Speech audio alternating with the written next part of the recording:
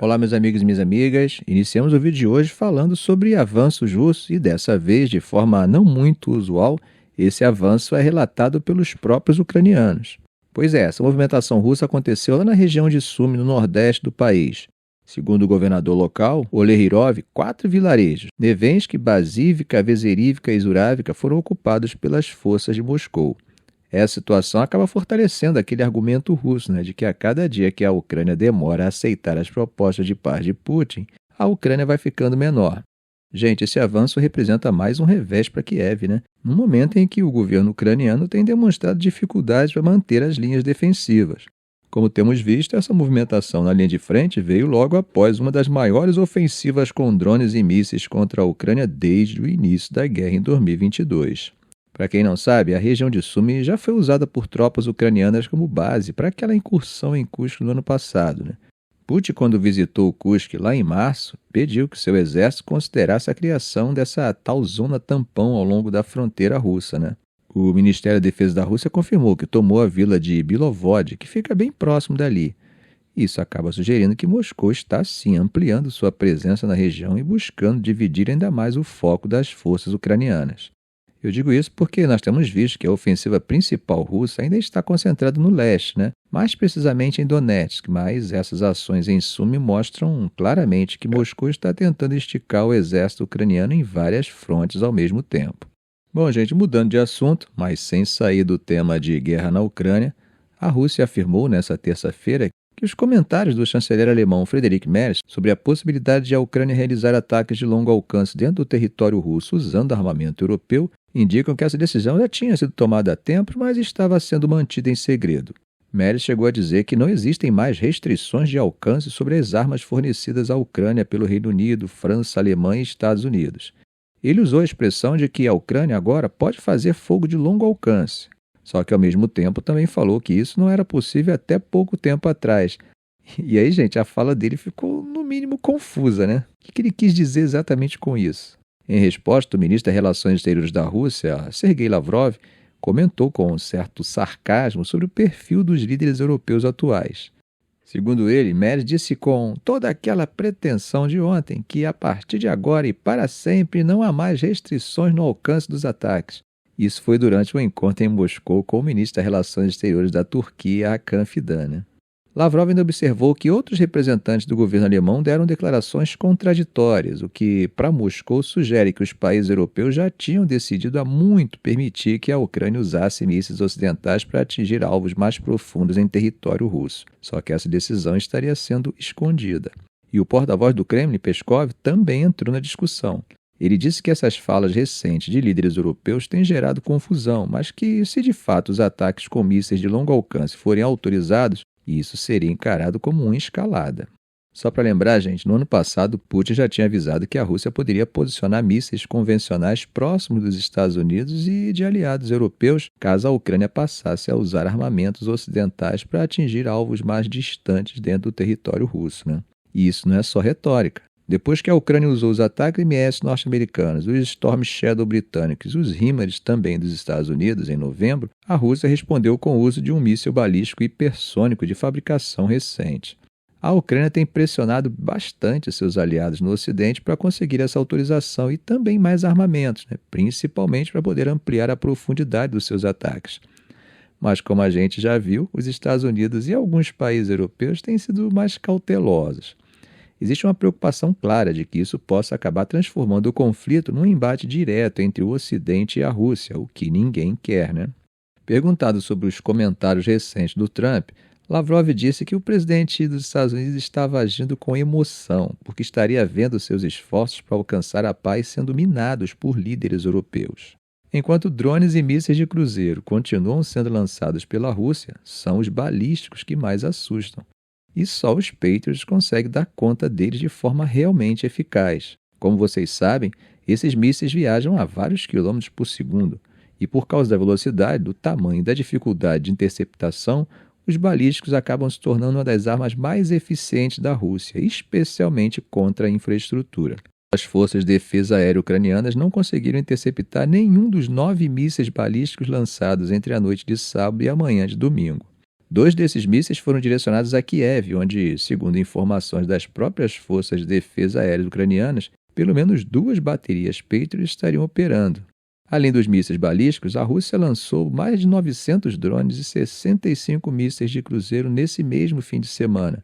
No meio disso tudo, a principal solicitação da Ucrânia ao governo Trump tem sido justamente o envio de mais unidades de mísseis Patriot e lançadores. Só que, segundo o secretário de Estado Marco Rubio, os Estados Unidos francamente não têm mais.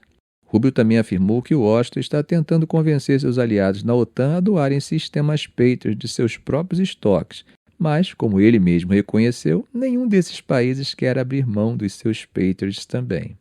Um diplomata europeu em Kiev explicou que a fabricante norte-americana Raytheon ainda está ampliando suas linhas de produção para conseguir atender a demanda que explodiu depois de 2022. E, segundo ele, os Estados Unidos também precisam manter parte desse sistema em reserva, caso haja algum conflito envolvendo o Irã ou outro adversário. E nas últimas semanas, o ministro da Defesa da Alemanha, Boris Pistorius, anunciou que Berlim vai enviar mísseis Patriot para a Ucrânia junto com 4 sistemas Iris-T. Só que esses Iris-T são eficazes contra mísseis de cruzeiro, mas não funcionam contra os balísticos, que, como a gente viu, são hoje o maior problema. Bom, atravessando o Mediterrâneo, mas sem sair da Europa, o chanceler Friedrich Merz e o ministro das Relações Exteriores, Johann Wadephul, fizeram suas críticas mais duras até agora contra a atuação israelense em Gaza. Wadephul disse que o apoio histórico da Alemanha a Israel não deve ser instrumentalizado diante da situação insustentável causada pelos bombardeios e pela falta de comida e medicamentos na faixa de Gaza. Segundo ele, Berlim não vai exportar armas que possam violar o direito humanitário e que novos pedidos de armamento não estão sendo considerados no momento. Já Merz declarou em uma coletiva na Finlândia que os ataques israelenses já não são mais justificáveis pela luta contra o Hamas e que não fazem mais sentido. O discurso acaba também refletindo a opinião pública alemã. Segundo uma pesquisa do Instituto Civey, 51% dos alemães se opõem ao envio de armas para Israel. E, de forma mais ampla, só 36% veem Israel de forma positiva, um recuo de 10 pontos em relação a 2021. Apenas 1/4 dos alemães ainda reconhece uma responsabilidade especial com o Estado de Israel, enquanto 64% dos israelenses acreditam que a Alemanha tem essa obrigação. A pressão interna também vem do Partido Social Democrata, que pede o fim das exportações de armas, citando o risco de cumplicidade alemã em crimes de guerra. Bom, dando um pulinho na África, parece que os Estados Unidos estão reavaliando o futuro do seu comando militar no continente, o AFRICOM. Quem confirmou isso foi o próprio comandante do AFRICOM, o general Michael Langley, durante um encontro de chefes de defesa em Nairobi, no Quênia. Langley explicou que tem conversado com ministros da defesa e até presidentes africanos sobre essa possível mudança. Ele orientou que os países interessados em manter o AFRICOM ativo devem manifestar isso diretamente ao governo dos Estados Unidos através de seus embaixadores em Washington. Segundo ele, se os Estados Unidos são tão importantes assim, que eles comuniquem isso. Essa reavaliação, acontece no contexto de uma proposta que surgiu ainda no governo anterior, fundir o AFRICOM com o Comando Europeu dos Estados Unidos numa tentativa de reduzir a burocracia. O AFRICOM foi criado em 2008 para lidar com o aumento do interesse estratégico dos Estados Unidos na África, por causa da presença de grupos jihadistas também de concorrência com Rússia e China. Antes disso, a responsabilidade sobre a região era dividida entre outros comandos. Mas a influência dos Estados Unidos na África Ocidental tem diminuído. Uma série de golpes militares obrigou os Estados Unidos a reduzir sua presença e segurança na região, enquanto os novos governos militares buscaram apoio em Moscou. Um exemplo forte disso foi o que aconteceu no Níger. No ano passado, a junta no poder ordenou a retirada de cerca de 1.000 soldados americanos e o abandono de uma base de drones de 10 milhões. Apesar disso, Langley disse que os Estados Unidos ainda mantêm algum nível de cooperação em inteligência com os regimes militares do Sahel e estão estudando outras formas de manter algum tipo de presença estratégica na região. Bom, mudando de assunto, vamos dar um pulinho no sul da Ásia, onde a Índia e o Paquistão, que são 2 rivais históricos e potências nucleares, entraram numa nova fase da rivalidade, uma corrida armamentista com drones. Como vocês lembram, em maio, durante 4 dias de combate, pela primeira vez os 2 países usaram drones em larga escala, um contra o outro. O conflito que trazia atenção parou após um cessar-fogo intermediado pelos Estados Unidos, mas desde então os dois países aceleraram seus investimentos na fabricação de drones. A Índia planeja gastar até 470 milhões de dólares nos próximos 2 anos só com drones, isso segundo a Federação de Drones da Índia.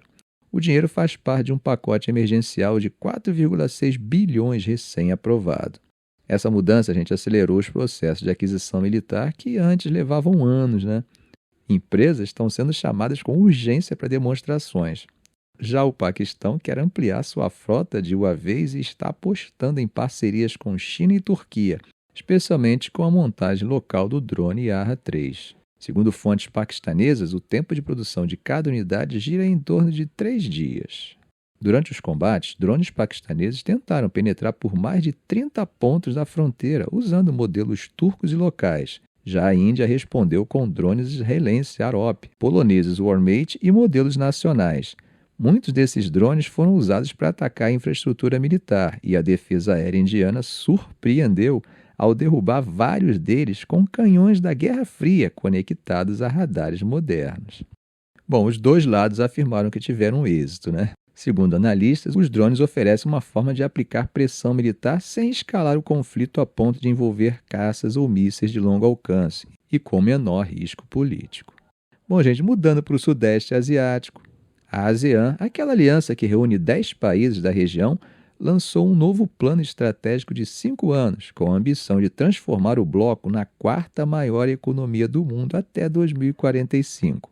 Esse plano, apresentado durante uma cúpula de líderes da Malásia, propõe maior integração comercial, maior mobilidade de pessoas e empresas, padronização regulatória e políticas sustentáveis em áreas como mineração, energia e agricultura. Tudo para atrair mais investimento estrangeiro.